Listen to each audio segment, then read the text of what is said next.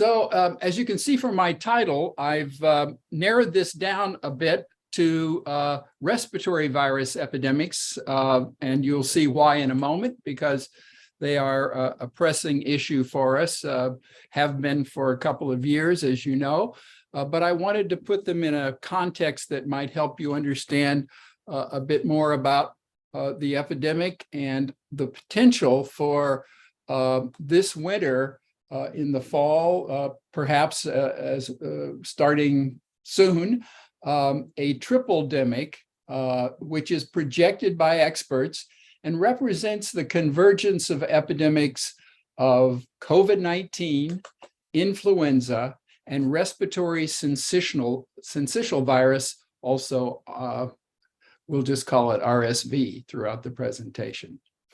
These three viruses can individually or by co-infection in the same patient cause very severe disease, and it requires large amounts of care from all levels of the healthcare system, and as we have witnessed, stresses the healthcare system. As you may recall, early in the COVID-19 epidemic, it overwhelmed the healthcare and funerary systems of New York City, and this was based on over 200,000 cases, 65,000 hospital admissions, and 19,000 deaths in just a few months. Now, influenza has been around and recognized much longer, of course, and has stressed both outpatient and emergency situations, as well as hospital services in epidemics throughout the 20th century, and again in the 21st in 2009. RSV, if you're reading the newspaper or watching news on television, you will see is overloading the children's hospitals in major US cities over the last month or so. Now, I'm going to review this situation, and it has certainly concerned public health experts, given that there's a real potential for epidemics of all three of these diseases to converge this winter. Before we begin, just a little terminology about epidemic infectious diseases. We refer to outbreaks which are sudden increases in the incidence of a known or a new disease. We saw outbreaks, of course, of AIDS when we didn't know what it was. These evolve sometimes into then epidemics involving larger numbers of people within a larger region. Pandemics are named for epidemics that spread over multiple countries and continents, and certainly HIV has, over the last 40 years, met that criteria. Multidemics is a kind of new term that represents what we're worried about, this convergence of one or more infectious, more than one infectious disease, I should say, in the same population. And for instance, it could be just a twin-demic of COVID and influenza. And then finally, diseases that persist in a particular region for extended periods at sustained levels, but maybe relatively low, and then have occasional outbreaks or epidemics are referred to as endemic. And that's one of the directions, obviously, that COVID may take.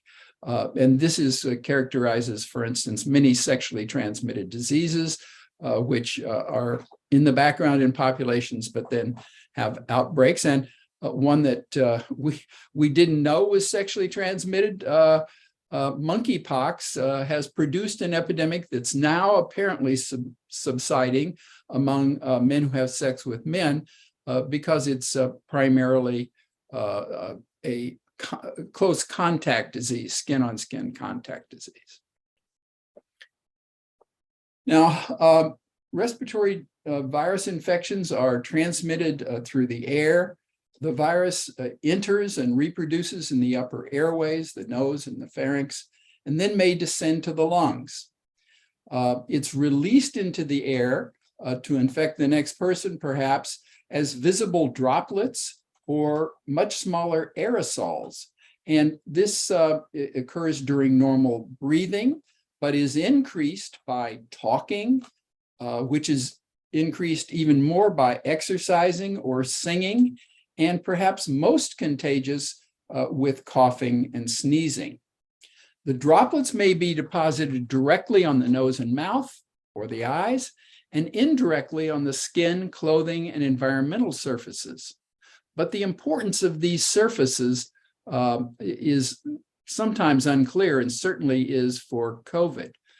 Aerosols that are these very small particles can remain suspended in the air for minutes to hours.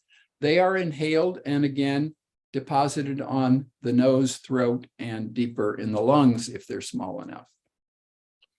Here's a photo of somebody sneezing over on the left, and this plume of aerosol particles that's projecting approximately 25 feet.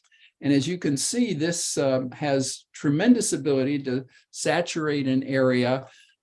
Fortunately, the most brightly lit of these droplets here are heavy enough that they soon drop to the floor. The aerosols are the ones that stay in the space and certainly can set off outbreaks in a small area. Transmission of these three viruses that we're going to talk about today, as well as others, measles, influenza, and so on, have been studied in detail. And we know that transmission is usually highest in the 1 to 3 days before, that is, during the asymptomatic stage, and then for 5 to 7 days after symptoms begin. That's sort of the typical pattern. The aerosols and droplets are much more important than transfer from surfaces or from food. Masking, distancing, meeting outdoors, and indoor ventilation are more important than hand washing or washing of food.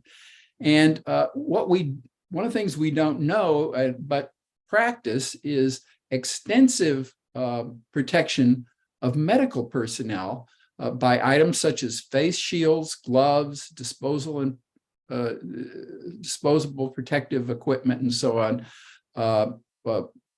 Certainly, we know that the masks are important, but it's less clear about all these other potential routes of infection, the face masks guarding the eyes, and the gloves, the skin, and so on. And these may differ from other situations, that is, in the hospital situation or the healthcare situation, because the patients are highly infected. You're working in small, closed spaces and for prolonged periods with them. So it's certainly justified to pursue maximum protection. But I'm hoping we can figure out how to do this, because it's time-consuming and uncomfortable for healthcare providers when they're all gowned and so on in warm areas. Now, there was an interesting period early in the SARS-CoV-2 epidemic, the current pandemic, when we didn't understand aerosol transmission of this particular virus very well. And we did reason from what we knew about other coronaviruses, perhaps, that most of them before the first epidemic of SARS back in 2002 were known to cause only minor upper respiratory diseases and not pneumonia. And yeah, we knew there was airborne droplet spread, but we also thought it was important from coronaviruses and rhinoviruses and other causes of colds that people transferred them from surfaces like doorknobs and the railings of stairs and so on to the mouth and nose and eyes. So that model and the acute shortage of face masks caused our health officials to early on just de-emphasized masking and emphasized hand washing and decontaminating surfaces. The Surgeon General at one point advised, based on this limited supply, that face masks should be saved for caregivers.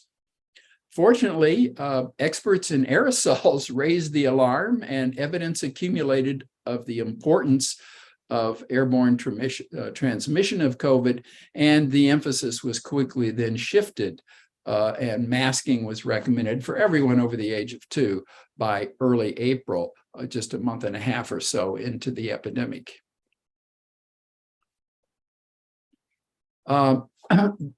Comprehensive testing and contact tracing has shown us that in contrast to epidemics affecting higher income countries, where the emphasis has been on the vulnerability and so on, and susceptibility of older patients, that in countries that have relatively few older people and large populations of younger people, this is a disease of young people.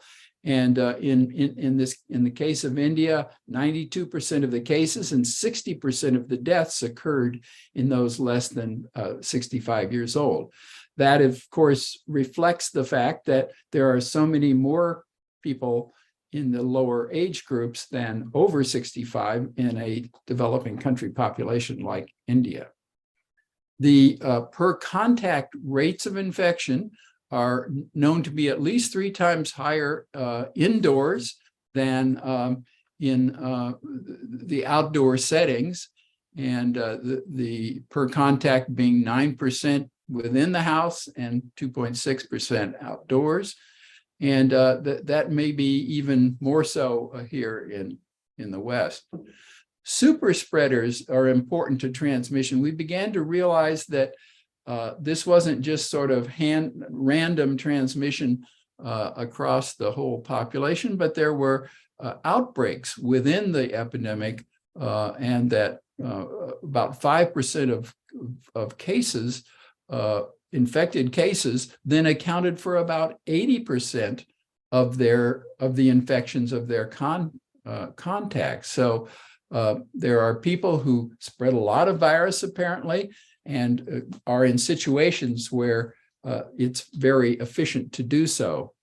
And interestingly, the case fatality rate in India was fairly low. So we knew from the start that this, in contrast to the West, where this was most decidedly deadly for older patients, and much less so for younger patients.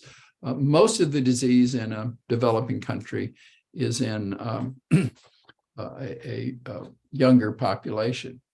So just to make what we've been talking about here entirely concrete, and maybe this cartoon here will help you.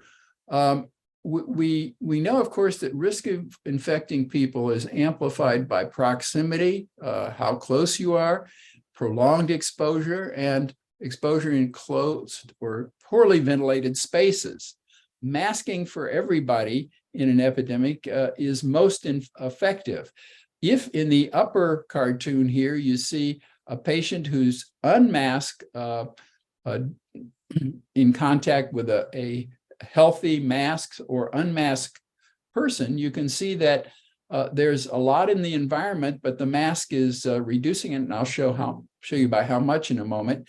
But it's even more effective if you put the mask on the person who may be asymptomatic but transmitting a lot of virus. So, and this, of course, would be very difficult in certain situations, but it's just the realistic issue that you cannot wait till people have symptoms to put masks on them if you expect to have an impact on a big impact on transmission. This cartoon deals with ventilation. It's a little bit more complicated than it needs to be, but the basic idea here is in a poorly ventilated space, indicated by the small arrows up at the top, in and out. there's the accumulation of particles that stay in the air.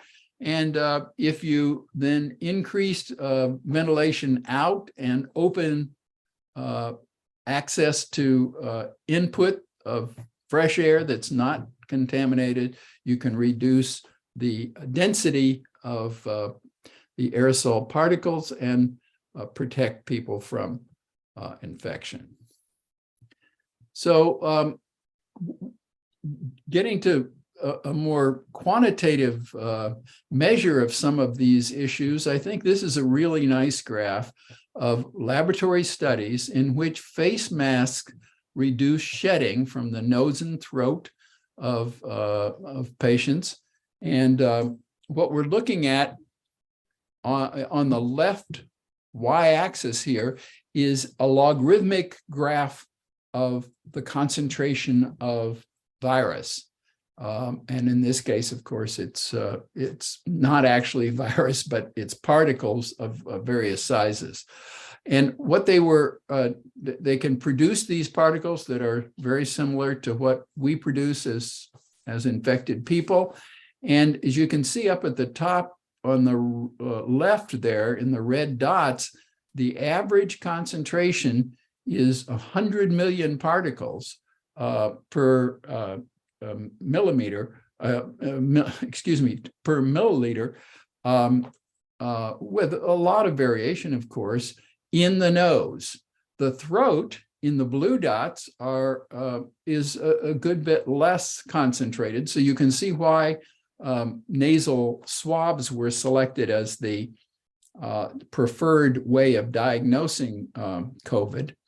Now, if you look with masks and without mask at the bigger particles, the droplet particles, which are greater than 5 micrometers, you can see that without masks, there's about a third or so of the particles are detectable, but most of them are down along the bottom line at the limit of detection, which is 1 particle per milliliter in this case. And that when you go over to the smaller particles, they are without a mask more likely to be at higher concentrations, but that the mask works to suppress them to the limit of detection in the orange dots. So the take home here is the nose is the most dangerous source, the high density source, and both the droplets and the aerosols are reduced by good masks. And I'm not going to get into what good masks mean, but basically we're talking about M95 masks or KN95 masks.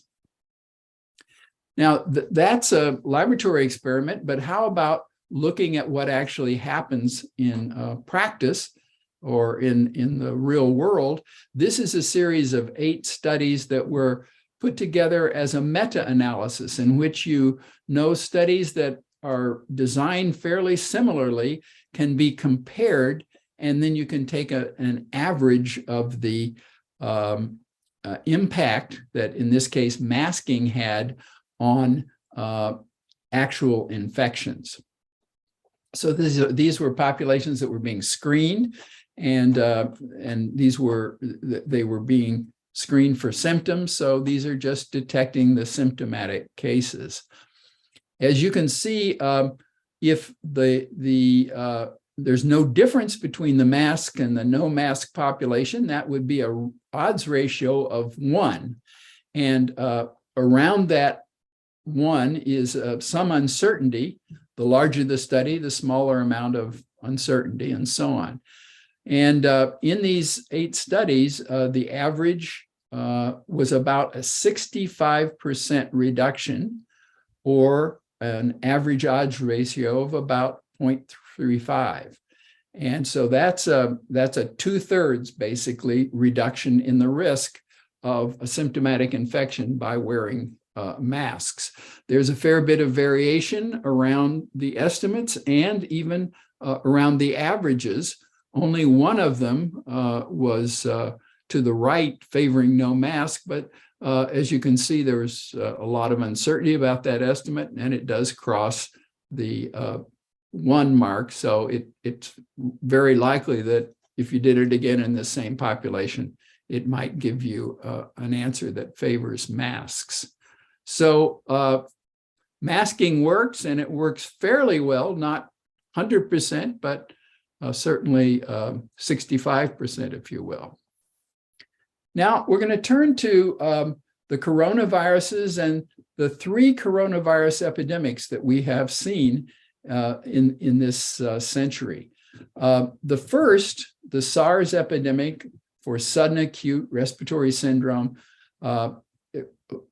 caused by SARS-CoV-1 was an outbreak of human-to-human transmission and then worldwide spread to about 8,000 people, with 7,070 deaths approximately, or about a 9% mortality.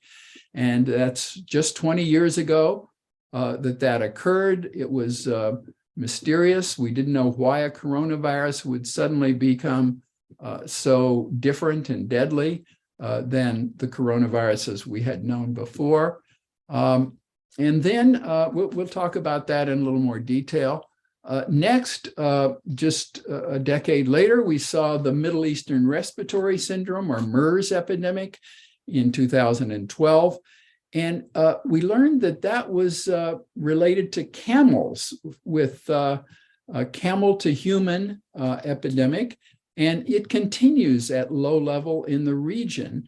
It's affected overall about 2,500 people, but it's much more deadly than either SARS or COVID-19, with a mortality rate of 34%. And so it's endemic, basically, now in the Middle East, and presumably being carried by camels, and perhaps we think originating in bats, as you'll see on a slide I'll show you in a minute. Then COVID-19, of course, has now globally caused over 626 million confirmed cases and 6.6 million deaths, with a death rate of about 1.2%.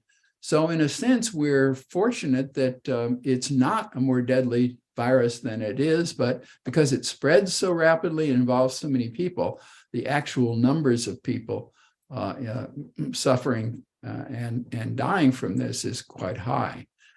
We think this global epidemic is a major underestimate based on the large amounts of ascertainment and under-reporting in both cases and deaths in low to middle income countries, and specifically most glaringly in Africa, as I'll show you. We know that in the US, cases at least are underestimated by the fact that we do a lot of home testing, and we don't have any way to capture those in our public health system and our statistics for the epidemiology of COVID-19. So we assume that there are really many more cases than the 97 million cases that have been reported. It may be more like 2/3 of our population or whatever. We've had, of course, more than 1 million deaths, and the overall death rate here, as you see, was 1.3%. So here is a timeline with the major influenza A and coronavirus global epidemics over the past 105 years. So I want to remind you that this starts with a very severe epidemic in 1918, the Spanish influenza epidemic that killed about 50 million people. And in part, it was so deadly because it occurred in the middle of the First World War, with trench warfare and a lot of people confined to very unhealthy conditions and a lot of stress and so on. But it killed people in civilian populations as well. And we've in the era of molecular genetics, been able to study it, and we are concerned anytime we see the emergence from the avian reservoirs that feed the epidemics of influenza, things that look genetically similar. We saw in epidemic in 1957, the Asian flu epidemic, again, the Hong Kong epidemic in 1968. And in 1968, I was an intern in internal medicine at Vanderbilt University in Nashville, Tennessee. And we were really suffering with a lot of illness in our population that we served, but also in the medical staff as well. So it was a very stressful time. And I fortunately didn't get a bad case at that point, and was able to work through that period of time and keep my little corner of the medical care establishment working. Then, as you can see, we had a long gap between influenza epidemics and the emergence of COVID. But we've just talked about the SARS epidemic in 2002, the intervening novel influenza A epidemic in 2009, which, as you can see, was not nearly as extensive an epidemic as the earlier ones. Notice that the Hong Kong flu epidemic infected 1 million people, and the influenza virus estimated somewhere between 150 and 576,000 people. And I'm sorry, these are deaths. These are not cases along the bottom there. Now, notice that the SARS and MERS epidemics were really relatively small, and that was in part because they were so deadly and people reacted very quickly, and they were able to contain outbreaks. The biggest one in North America was in Toronto, involving several hundred people, I think. And it was a real stress for the healthcare system there. The MERS epidemic, was not an issue here in the United States, but certainly was for the Middle East. And now the COVID epidemic has killed over 6.6 million people, as I mentioned before. Now, along the top, we get back to the zoonotic issue here. Where are the reservoirs for these viruses? As you can see over each of the influenza epidemic, there's a bird symbol. For the SARS epidemic, it's another flying animal, but this case, these are bats. And so bats, we think, are the main reservoir and maybe the site of most of the variation in the genetics. And of course, with the MERS epidemic, we think that the bats may have bitten the Campbells and keep them infected as a group. I know very little about how hard MERS is on the animals themselves, but I believe it does seriously make some of them seriously ill. So I think I've just spoken here about most of these viruses, but I want to emphasize here that the coronaviruses have, in all cases, we think, passed from bats into some source of the virus, mainly mammals, and then the mammals are the immediate source, maybe because they, of course, I'm ignoring the fact that bats are really mammals as well, but into game animals and so on. And we know that COVID-2 can infect many different farm animals. There was a huge outbreak among the mink farms in Denmark and Northern Europe. that required massive sacrifice of minks. They've been found in dogs and in all members of the cat family. If you were paying attention to this epidemic, you heard the fact that domestic cats and tigers and so on and all size cats in between can be infected. But fortunately, the risk to humans from pets is fairly low. Specifically, the first SARS epidemic, we think, went from bats to an interesting group of mammals called the civet cats, and I'll show you a picture of those in a moment. MERS from bats to camels, we mentioned, and SARS we're going to talk about in a minute, but it's basically wild animals in meat markets. So the ancestor, we think, was of SARS-CoV-1, the current epidemic virus, was produced by recombination in bats. That is, bats had perhaps multiple SARS-CoV-1 type viruses, and in the process of the bats reproducing them, the elements from several strains may have been combined. They were then transmitted to palm civets, and this is the subgroup of the civets pictured below. As you can see, quite extraordinarily exotic looking and beautiful animals, but occur throughout Southern Asia and Africa. And we think it probably underwent some further mutations before being transmitted to humans. After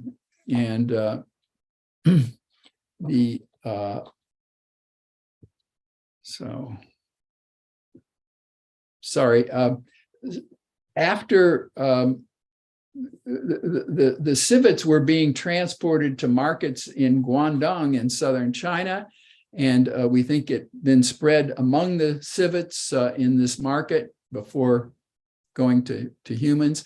And then airline passengers carried it to a hotel in Vietnam, where there was a substantial epidemic in a hotel, from which then people spread across the world, and specifically to North America, to Toronto, producing local outbreaks. Here is the epidemic curve of SARS-1, and as you can see, it didn't last very long. From January of 2003, basically, the first cases were November or October of 2001. The last cases were June of 2003. So a relatively short period of time, and then no further cases after that. So it's basically died out. Now, turning to COVID-19, we know that captured or farmed wild animals have been housed and slaughtered for meat in China for centuries. I'm not very good at pronouncing Chinese, but I think this is yiwi is the name for this kind of wild animal meat, or for the desire for it, perhaps, or the culture for it. Many wild animals were being housed and sold in the Hunan wet market in Wuhan, China. And that appears to be the origin of this epidemic, based on the geography and some of the genetics of the first cases. There were false denials and destruction of the animals, and then sterilization of the building by Chinese officials that has, we think, obscured detection of the SARS-CoV-2 virus there, despite considerable international efforts. The closest bat virus that we have been able to find to CoV-2 was found in caves in northern Laos, near the Chinese border. So it's very possible that these bats and others near the Chinese border infected wild animals that were then brought to this Wuhan market. There is a logical but unsupported alternative source. The Chinese Coronavirus Research Laboratory, the main national laboratory that studies coronaviruses, is in Wuhan. And the possibility has been raised that accidental or intentional release from there supported the epidemic, or was the origin of the epidemic. But careful comparisons of the genetics and review of hundreds of stored samples from their collection, mainly from bats across Southern Asia, has not shown anything very closely related to the SARS virus. So it's very unlikely, we think. We know that early in the epidemic, local and national health authorities were informed of the outbreak, but reports were first ignored and then suppressed. And finally, then the Chinese government became much more cooperative, and they have adopted a now somewhat worrisome, absolutely draconian control program in which there are massive shutdowns in huge cities like Shanghai and so on whenever a case is detected. So, and they're doing a lot of screening, obviously, to do early detection. And this has, we are concerned, may result in some problems, but it has allowed their population to continue to work and socialize. Now, I mentioned the fact that there's problems with underreporting of the international situation here. And this is shown in this interesting graph that starts way back in January of 2000, at the beginning of the epidemic, and shows various waves of the epidemic, including the Delta and Omicron last two waves. And as you can see, there are substantial contributions to this from Europe and the Americas, also from the Western Pacific and Southeast Asia, less so from the Eastern Mediterranean and the Middle East. And but look at Africa, the light blue at the bottom, or blue-green across the bottom.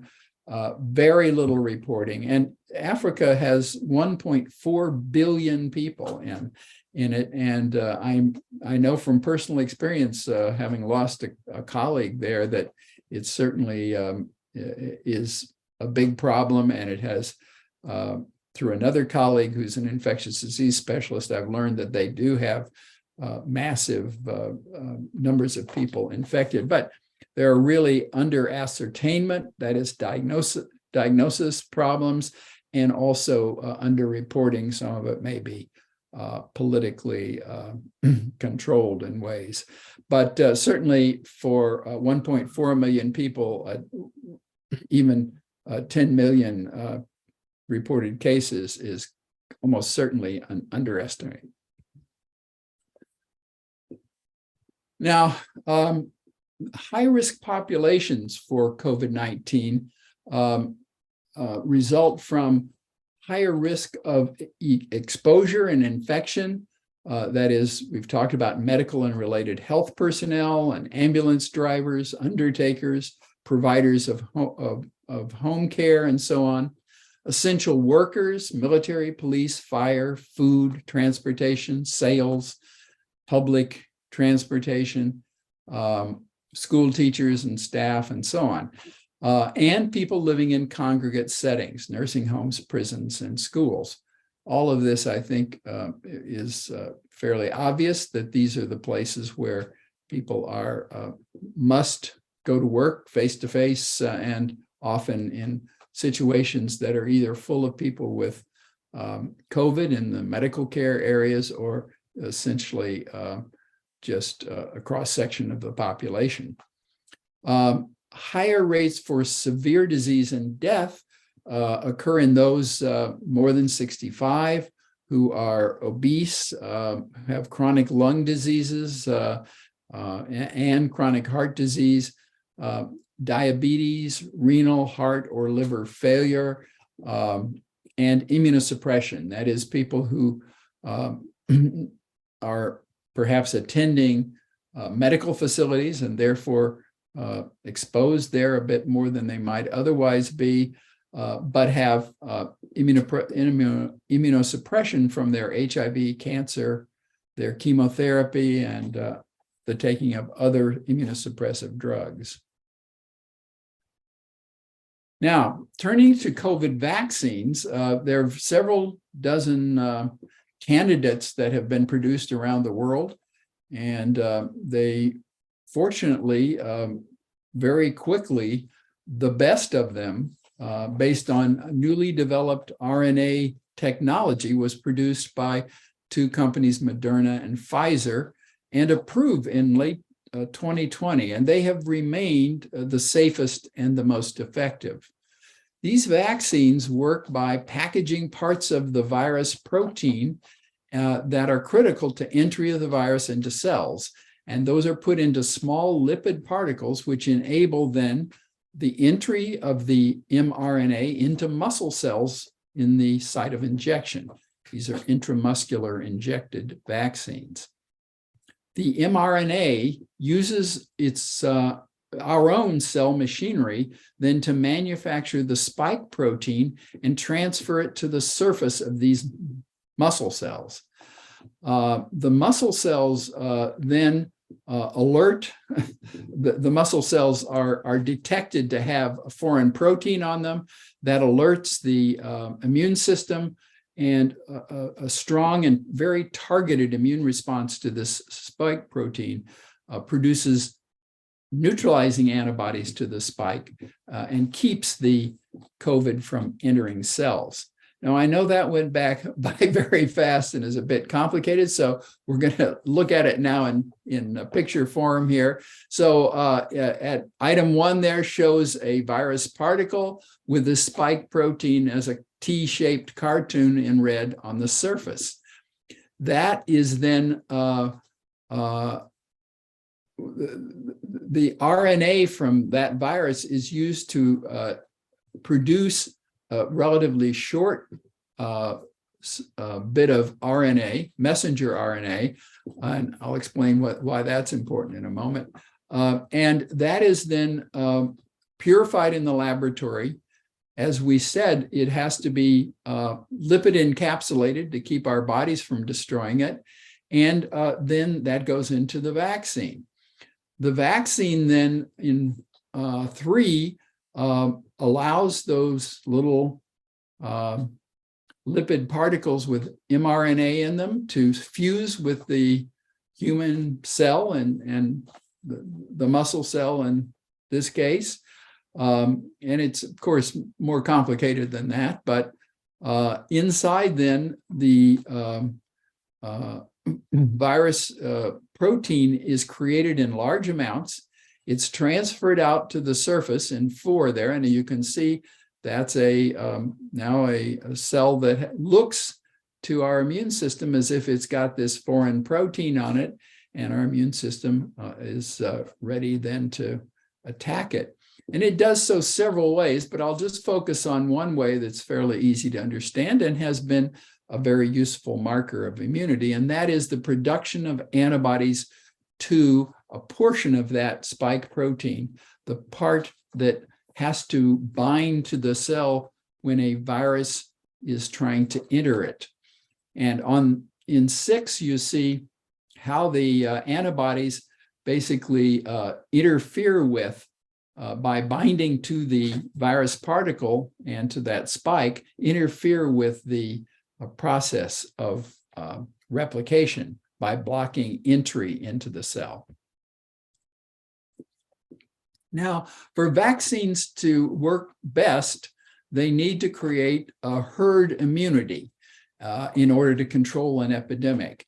And herd immunity is basically community or population-based immunity that provides protection when enough of the population becomes immune through either vaccination or previous infection to protect the unvaccinated as well. And that's how most of our vaccinations have dealt with and suppressed many of the previously recurrent epidemics of disease from things like measles and so on. And this can be achieved by a combination of both natural COVID infections and vaccination, even when the vaccine is not 100% effective, although ours are very near to that. The factors that are critical to herd immunity from vaccines are its effectiveness, that is, the percentage of the vaccinated persons who are protected from infection. And the two I've mentioned, the two vaccines, Pfizer and Moderna, are about 95%, so very close to 100% protective. So effectiveness is not a big problem. Coverage is, on the other hand, coverage is the percent of the population that is vaccinated. Vaccines can only work in those who take them, at least at the level of individual immunity. But the combination can of both natural immunity and COVID vaccine immunity can work to create a protective amount of coverage. And coverage need only be about 60% for a vaccine that's 100%. And we haven't achieved that in the United States, but we may have had a major impact from vaccination. And if, on the other hand, the vaccine is a bit weaker, and most of the other vaccines are weaker and in the 80s or less percent, you need to do at least 80% of the population. And we haven't achieved that, certainly for even the basic 2 doses of those 2 vaccines I mentioned. So here they are, Moderna and Pfizer, and I want to alert you to the fact that there's a third now booster available that is made by either Moderna or Pfizer. There are 2 different ones, and they basically both contain a mixture of the original mRNA from the wild type, the one that was first isolated from the Wuhan outbreak, and 50% from the new Omicron variant. And we're going to be talking about that in just a minute. The dosing is similar for both of them. There's a primary and then 2 boosters after that. Each, the primary series and the boosters each take 2 doses. And then the bivalent can be given as either the 5th dose, or in somebody who's just had a primary dose, it can be given to that person if they've even had 1 primary dose as a booster. And the idea is to make it more targeted to the Omicron, which is not as susceptible to the antibodies that the original virus produced. As you can see, against the wild type, the Moderna vaccine was 94%, Pfizer was 95% against severe disease, and against death, Moderna was 100% and Pfizer 90%. And Omicron, in the Omicron epidemic, the effectiveness for severe disease has reduced to about 70% if you've had the full vaccines. There's no data yet on how well the bivalent vaccine boosters work, but antibody studies suggest that they're going to be very helpful against for protecting us against Omicron. Here is a graph of how vaccine uptake has occurred in the United States since it was first offered back in December of 2000. About a year after the epidemic began. And as you can see, was a big wave when it was first available. And there's another wave that started with the Delta epidemic back last year in November or so, a little earlier perhaps. And then it's really fallen off. And we're seeing a little uptick right now because of, I think, Omicron and the problems that we've had with that. But overall, we have not had the uptake of the boosters, and particularly the bivalent booster, in nearly enough of the population to feel good about it. We've given about 633 million doses. That's almost 2 doses per person in our population of 350,000. At least 1 dose has been given to 265 million people, and 2 doses to 226 million. So a lot of people have had at least the basic 2 doses, many fewer the full 5 that we would hope they'd have by now. Now, in terms of how effective the vaccines are, at least were, against some of the early variants, during April to October back in 2001, there were nice studies comparing the daily cases in people who had no vaccination or were vaccinated. And in the right panel, we are also showing the daily death rates. And what you can see is the y-axis there is hundreds of cases per 100,000 people. And what you can see is that there is a big difference between the vaccinated people and the no vaccinated people for daily cases, about a 5-fold decrease for vaccinated people, and similarly for death, an even greater protection, 13%. 13 times. So more like 7% or so of vaccinated people died compared to the no vaccinated people. So this, of course, is not an experiment. This is just observation, but I think it does tell you vaccines are very effective in practice, as well as in those original trials that generated the protections in the 95% range.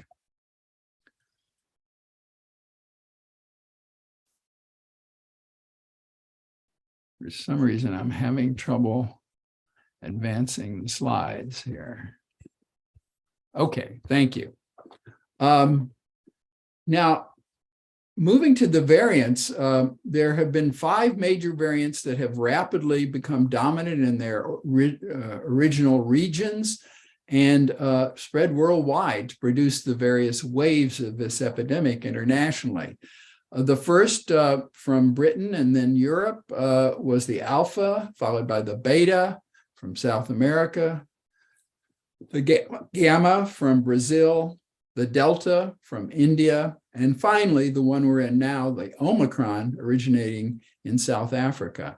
So as you can see, these things can originate anywhere in the world geographically. All the major variants have genetic mutations that cause the amino acids in this spike protein, which do the receptor binding that's necessary for them to get in cells. This is something that's been targeted wisely, I think, by the mRNA vaccines very specifically, and a reason that we've had such success with them. But we have to recognize that some, if not all, of the variants have begun to resist the immunity provided by the vaccines, and that's why this bivalent vaccine was created. So here are the epidemic waves and the association of these various variants compared back to the wild type or the original Wuhan strain. And as you can see, each of the variants has produced a larger epidemic than the original strain did, and particularly the Delta strain, quite a dramatic one. Omicron has persisted, and we're seeing types of Omicron that keep evolving, and we expect that this winter we may see quite an increase. I mentioned that the mutations in the spike protein, which is shown as this colorful bar here with the crucial receptor binding domain in green, and I've labeled that with RBD above it there.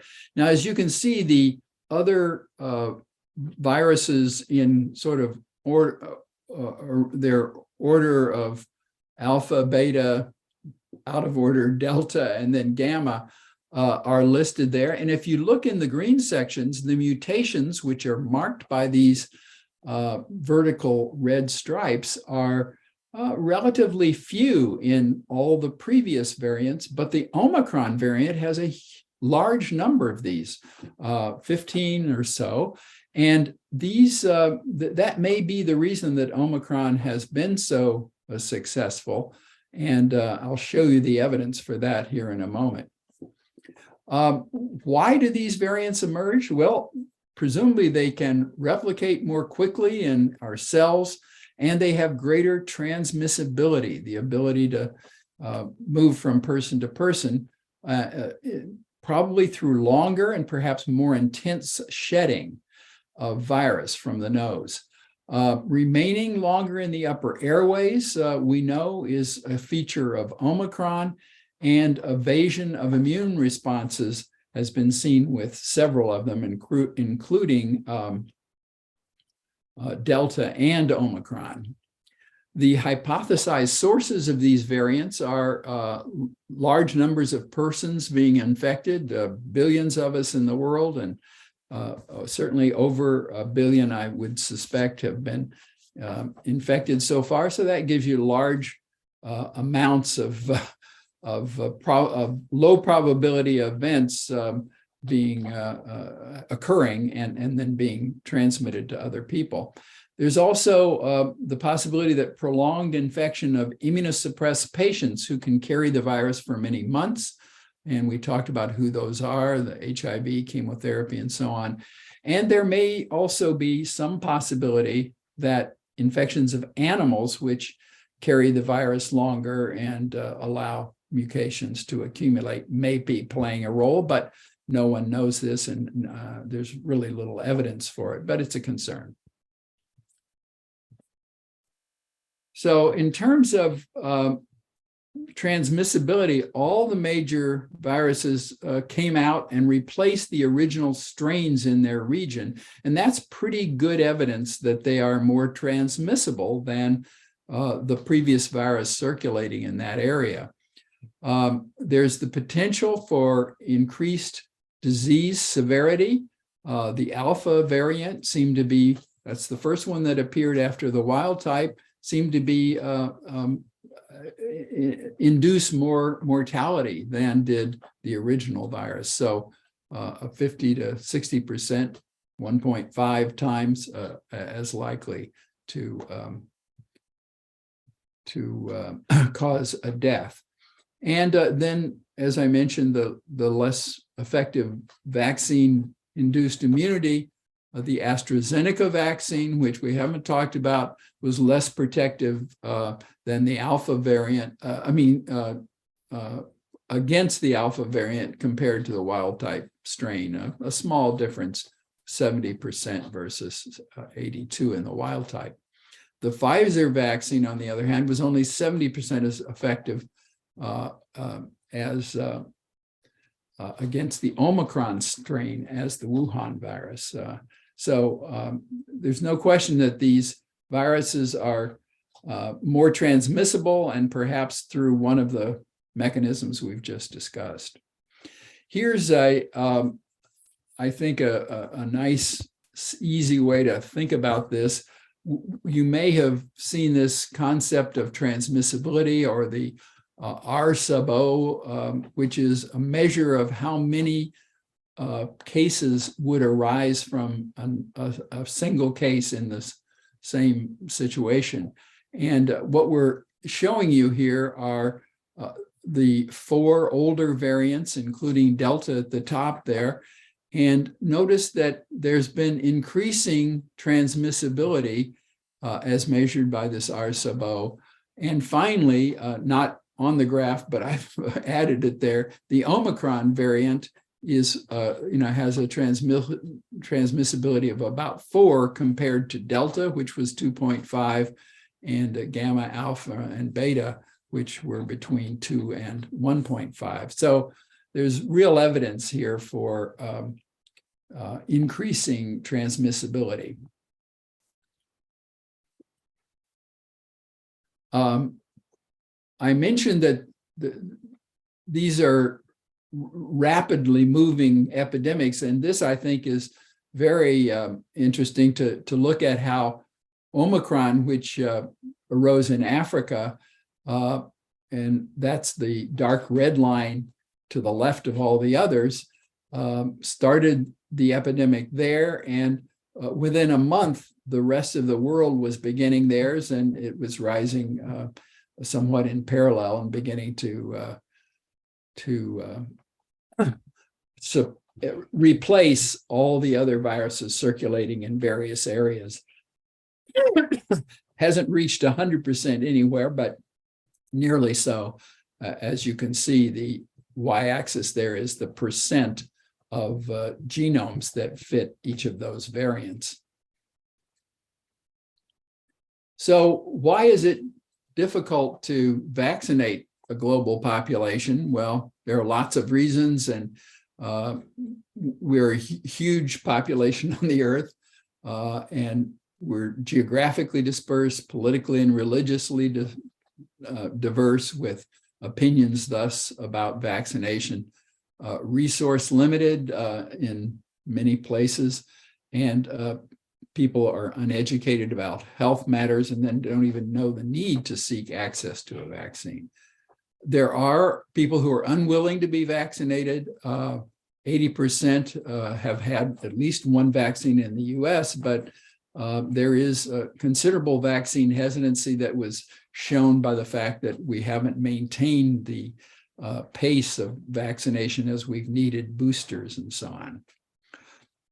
This hesitancy seems to be more common in older, less educated, and politically conservative Americans.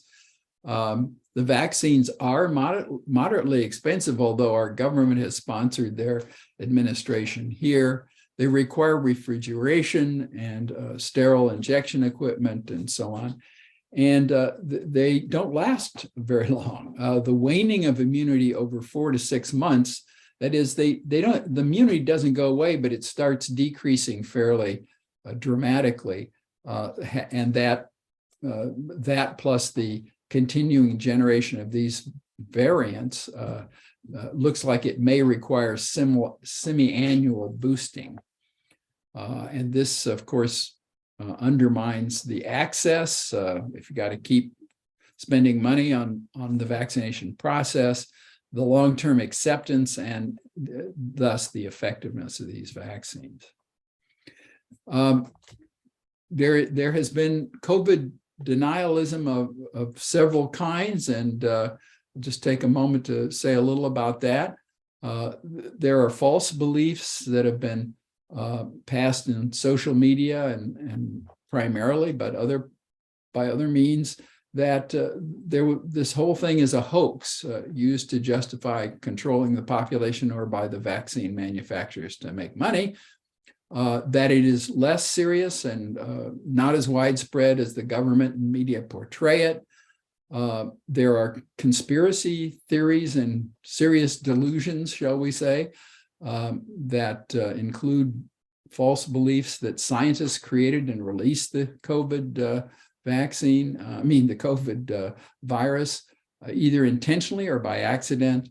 We talked about that, particularly in Wuhan, China, that injections contain devices that can locate and track recipients, that experts and particularly scientists and public health officials are exaggerating the seriousness of the epidemic for political reasons or personal advantage.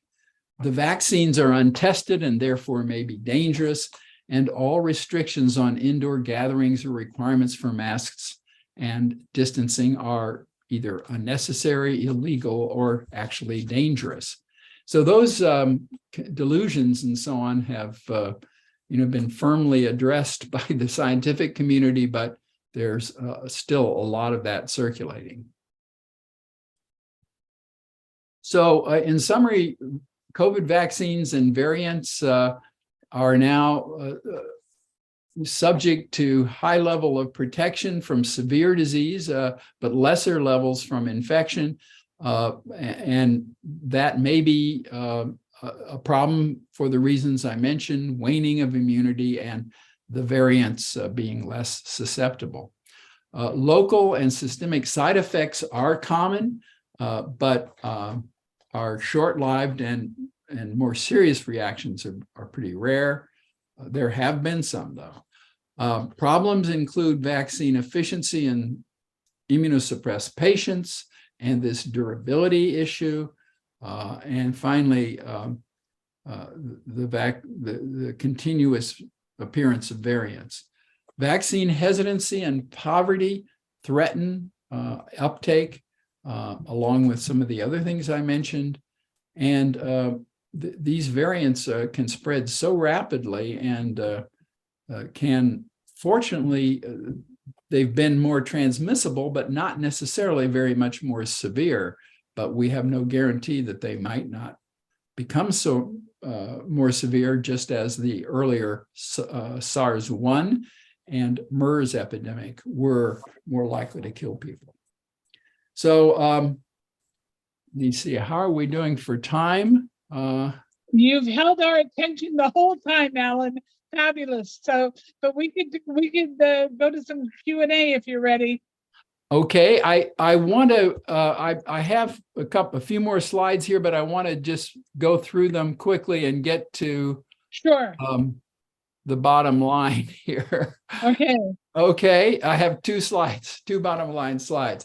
Okay, so we're concerned that influenza and RSV rates were reduced during the pandemic by masking and distancing, and this allowed, in the case of RSV, young kids not to get the infection and thus not be immune. So we've got a kind of buildup of susceptible young kids.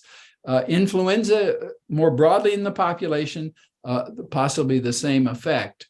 In other words, the continuous exposure to both of these viruses is what keeps them from being, really severe epidemic viruses most of the time. The immunity from vaccines and natural COVID has allowed us to relax our precautions. That's a further reason that we may have problems and getting people turned around about that. I think I'll skip the third item there and just say, in the early COVID epidemic, pediatricians assisted physicians for adults in dealing with the surges. We have such a severe epidemic of RSV now in our major children's hospitals that it's turning around, and nurses and doctors who treat adults most of the time and thus are not that good, I must say, I certainly wasn't at pediatrics, are now having to help the pediatricians deal with this massive onslaught. So what can you do to protect yourself? Certainly get vaccinated with the COVID booster, the bivalent booster. Even if you've not had some of the earlier ones, you may have to take a baseline Pfizer or Moderna vaccine and then come in a bit later for the booster, and get the current 2022 influenza vaccine. Maintain indoor distancing and masking in every way that you can, and meet outdoors or in well-ventilated indoor spaces when possible, so that the buildup of the aerosol doesn't expose you to a whole lot of virus.